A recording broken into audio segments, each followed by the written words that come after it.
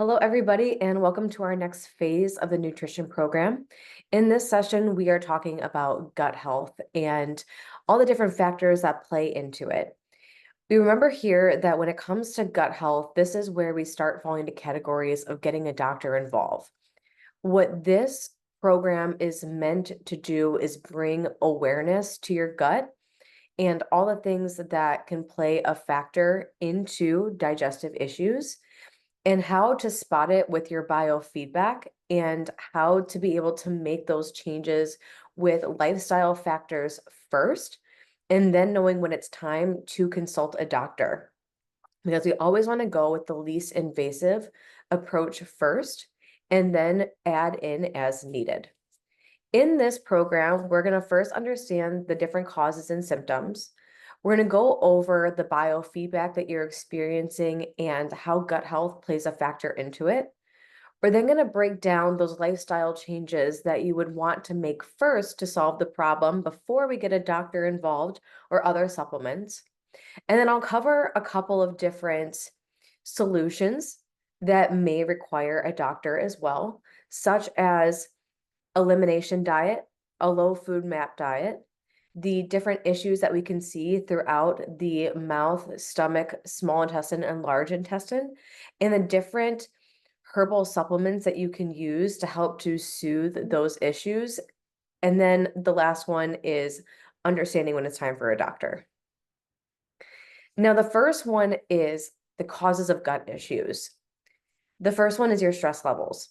If we're noticing that you are stressed constantly, you may find that you are bloating or experiencing cramping almost after every single meal. The next one is we can talk about the size of the meals. Sometimes it's trying to create more balance of your carbohydrates, your soluble and insoluble fibers. It can be that there's too much protein that is consumed in one sitting. Maybe it's we need more healthy fats for your stomach lining. We can also talk about the quality of your meals. How much processed food are you eating? What is is it organic food? Is it coming from a bag? Is it frozen or fresh? We can talk about the frequency of your meals, trying to eat every 2 to 3 hours, every 3 to 4 hours, rather than trying to space it out over extended periods of time. We also might find that we throw fasting into the mix, but that is again very much person to person basis. I mentioned in the quality of the meals and the size of the meals, the balance between the soluble and insoluble fiber. So making sure that we have our fiber sources coming from fruits, vegetables, and grains. Water intake. We find that there are digestive issues when an individual is not consuming enough water. We may find that irritation happens within our gut from overtraining.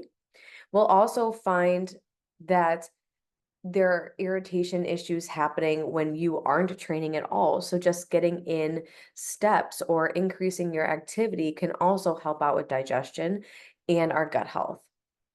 We might find that when we're having excessive amounts of artificial sweeteners, such as if it's even from an excessive amount of, the different sauces, it could be an excessive amount of Diet Cokes, it could be an excessive amount of like energy drinks, or it can be from stevia, it could be from sugar-free vanilla or the things that we add to our coffee.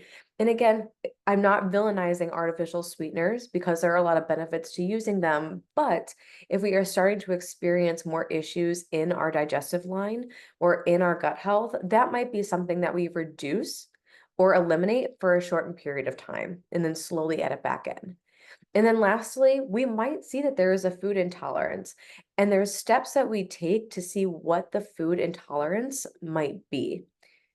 Now, our biofeedback has a way of telling us if those factors are affecting us at different periods of time to give us a deeper root cause of it.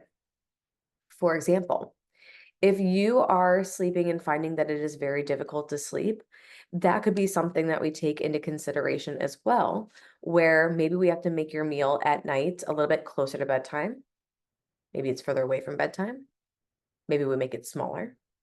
Maybe we swap out the type of food that we're eating at bedtime and see how that plays a factor into your sleep quality.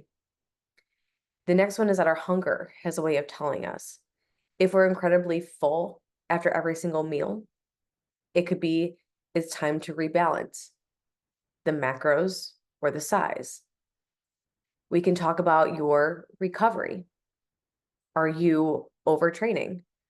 Is there certain things that we can be doing to help to reduce that stress off your body to be able to help with your metabolic stress? We can talk about your digestion, whether it's constipation or diarrhea or it's bloating. That tells us where the issues could be happening along your digestive tract. It can also tell us different foods that might be causing it. It can also tell us the quality of our food or what type of food that we're eating throughout the day, what might be causing that.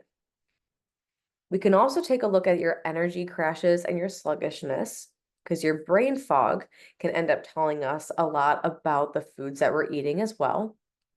And then we take a look at your stress, which can play a factor not only in bloating after every single meal, but pain along your digestive tract as well. Now, while this might look like a lot, it's a benefit to know that there are multiple solutions to all of those concerns with your biofeedback. The first one that I want to dive into is something as simple as portion sizes of meals. We can make your portion sizes of meals smaller and eat them every 2 to 3 hours. What that'll do is potentially cause us to break up the amount of protein that we're eating throughout the day. It could mean that we are going to make your protein sizes smaller. It can mean that we're going to have smaller doses of fiber in each meal and create more of a balance. Now, we remember in this one too, that our mouth plays a factor in our digestive tract.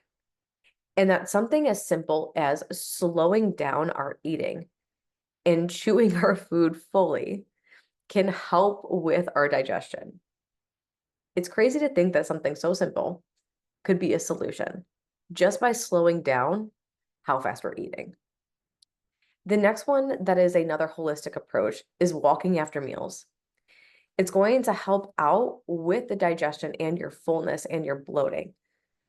Something as simple as just walking for 5 minutes, whether that's on a walking pad, going outside, which also has an effect on our overall stress levels, can help out with this. Fiber intake comes from understanding the balance.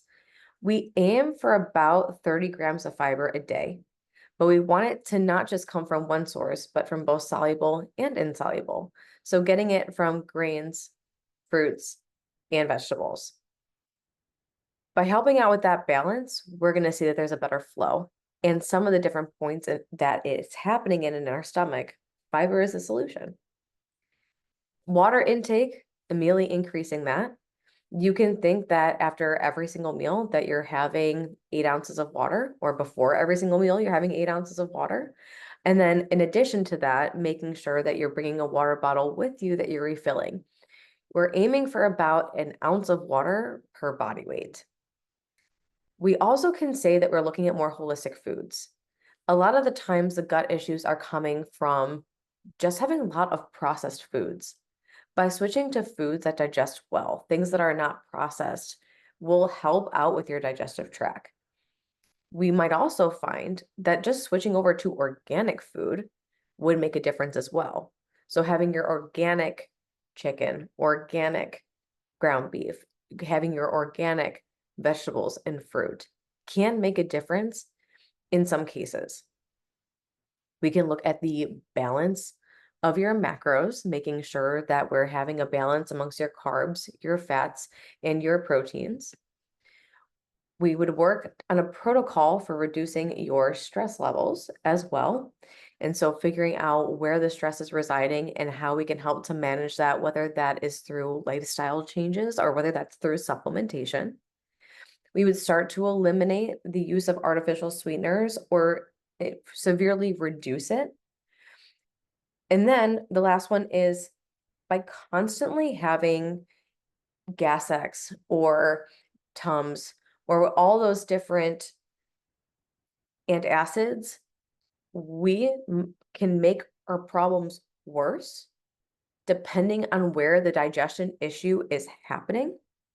So that would be something that you'd want to take out altogether and focus more on all the other lifestyle solutions and food changes first, rather than relying on that.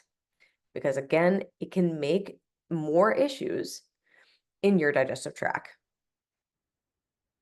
Now, for our next one, we're looking at a food sensitivity journal.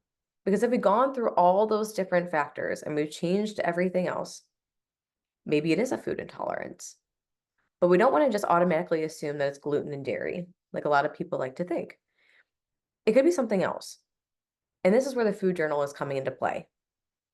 A food journal is not just logging the food that you're eating on your phone, but also logging how did you feel after that meal? Was there cramping? Was there bloating? Was there fullness? Did you feel sick? Was there an excessive use of the bathroom? Were you backed up? This starts to give us insight on one, is it a food in that meal? Or two, where is the issue happening along the digestive tract? So it helps us to find trends in the issues. Then from there, we can start to slowly either eliminate or swap out certain foods. And if we're still finding that it's happening, that's where we can go into a low FODMAP diet, which is essentially an elimination diet. And this is focusing on foods that help to reduce the stress on our digestive lining. Now, in a low FODMAP diet, these are the different foods that help out with creating more ease in our digestive lining. And it's also going to help out with the absorption of the foods, and it's not going to cause as much bloating. I would like to turn your attention to the vegetables. You might see that the ones that we focus on are ones that are going to sit better within your stomach, because other foods such as asparagus, Brussels sprouts, broccoli, while they are still good for you, they might end up causing more gas within your stomach and cause disruptions in digestion. So all of the foods that we see on this page are foods that you would start to swap things out for, or a doctor might say, we're just going to give you this, and this is what you would eat from. Now, the nice part is that when it comes to proteins, you would still want to go with the proteins that digest the best first. So sticking with chicken, ground turkey, ground beef, and potentially different fish. But we might find that there are different intolerances to eggs and egg whites, so that would be something that we take out. There might be that there are issues with different yogurts and cottage cheeses, so that would be something that we take out. In this situation, it's what's going to digest better. And what I want to point out here is that the FODMAP diet is not forever. You don't want to be on this forever. You want to slowly start to work things back into your diet, because we want to get more nutrients into your diet. So this is to figure out what the issues are, where the issues are, what the intolerance is, and then start working foods back in. This can also be used to help to heal your digestive line if you're experiencing some effects from, autoimmunity, from SIBO, from leaky gut. So this is another situation where this diet is something that you can utilize to swap foods out. Like in the last one, where if you have food sensitivity, it could be that a food is causing more bloating. So you can swap out with some of these. But a low FODMAP diet in general would be something that a doctor would prescribe to you if there are more specific issues residing within your small and your large intestine, which we are going to get into next. The digestive tract starts within your mouth. And something as simple as chewing all of your food and eating slower can help out with your digestion and reducing bloating. It sounds bizarre, but it truly can be that simple. But different issues can come within our stomach, our small intestine, and our large intestine. And not only do they have the different issues, risk factors, and biofeedback, but each one has its own separate source of relief. So that's why we don't want to just reach for Gas X or a prebiotic or a probiotic or a fiber supplement. We want to see where the issue is lying first and then add supplementation once we know where the issue is occurring. In the stomach, it can be anything from your stomach acid, it can be high stomach acid, and we find this with different food intolerances, potential infections that we're experiencing, and stress. We also find it as we get older, which is why as we get older, we want to have more wholesome foods and we have more fat in our diet, not only for overall hormonal production, but it also helps out with our digestive lining as well. The biofeedback here would be experiencing that bloating, issues with your digestion, and abdominal pain. And this is also where we would have risk of ulcers, which is why we may not want to immediately go towards solutions that may increase the risk of those stomach ulcers and increase the risk of hurting our stomach lining. Now, in the small intestine, this is where we would 100%, all of these mean that we would want to get a doctor involved. But a small intestine can be something as serious as SIBO, leaky gut, and issues with our pancreatic enzymes. Yes, this is something that is as simple as trying to reduce stress, potentially going to a FODMAP diet, and it can also be swapping out for all wholesome foods, just like we would see within an elimination diet. Now, the biofeedback here is going to be the constipation, it could be bloating, it could be diarrhea, and it also, funny enough, could be a sign of brain fog and anxiety that's linked to it as well, because of all the different hormones that are controlled by our stomach, by our gut, all the different receptors to our brain that can be controlled by our stomach. Now, I will acknowledge here that yes, anxiety is something that is still a chemical difference within our brains, but we take note that what we eat can help to relieve some of those symptoms for us. Now, for our large intestine, this is where we could have the bacteria overgrowth. And in that situation, we wouldn't want to go straight to a prebiotic or a probiotic.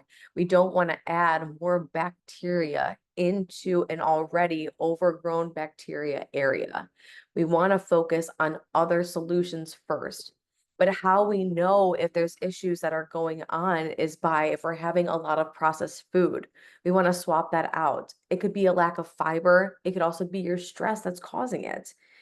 So our biofeedback here is severe abdominal pain, as well as all those IBS symptoms, such as our bloating, our gas, our diarrhea, and the brain fog. But the nice part is that each one of these has its own separate solutions to it. And that's why we don't want to just automatically start to throw things into the mix.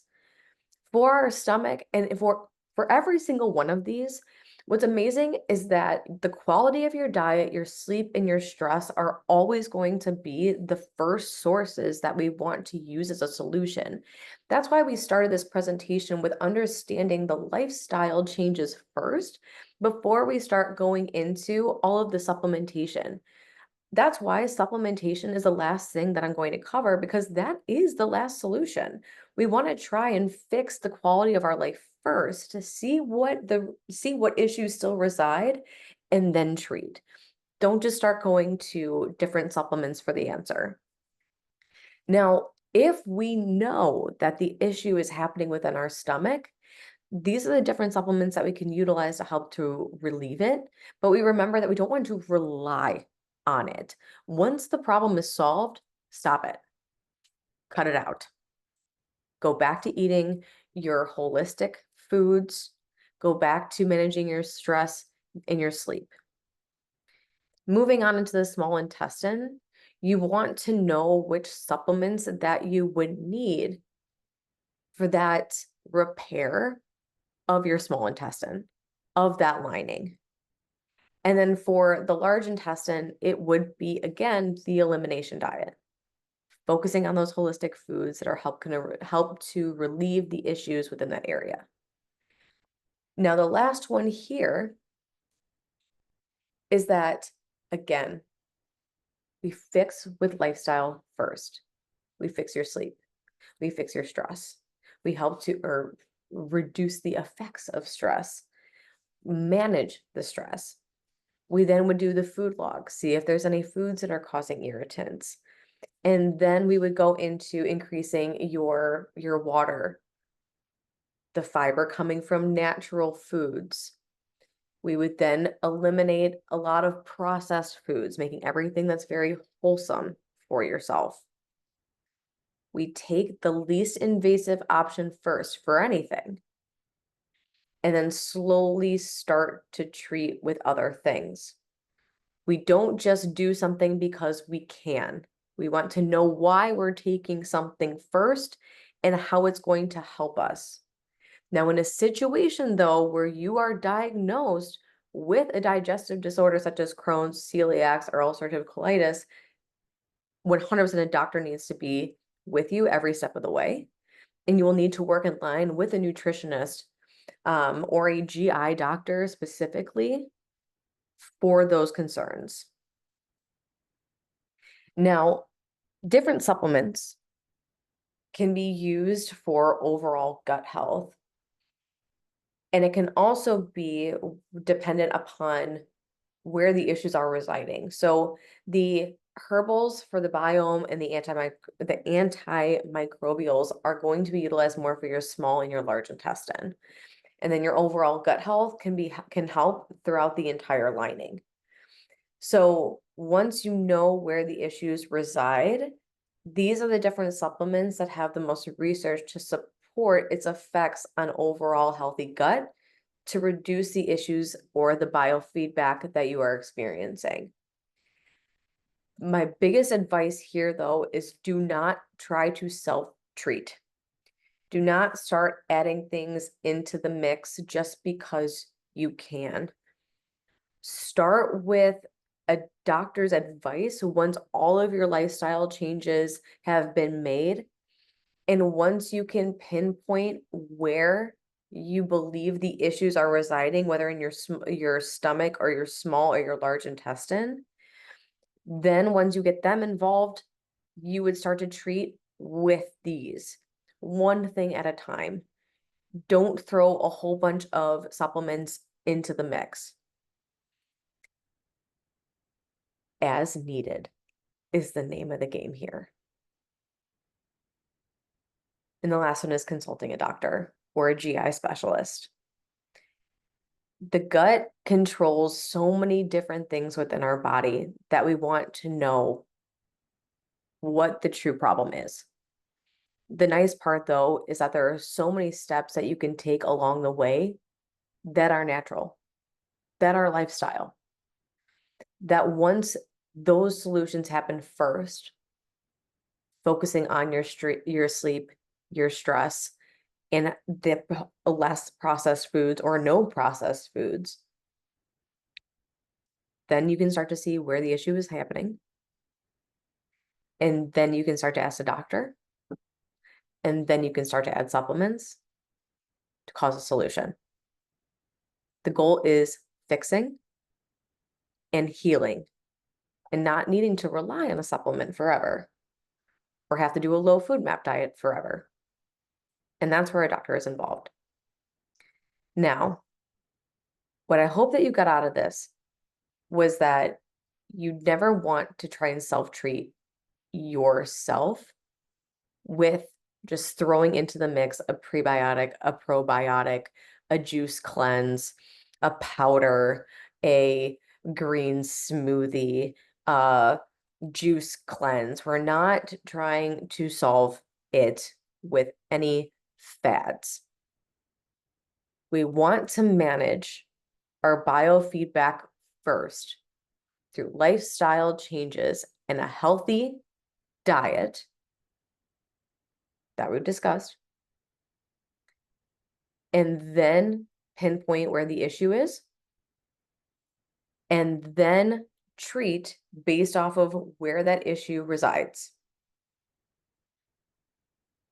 If someone is telling you that there is a magical solution to your gut problems, they are wrong.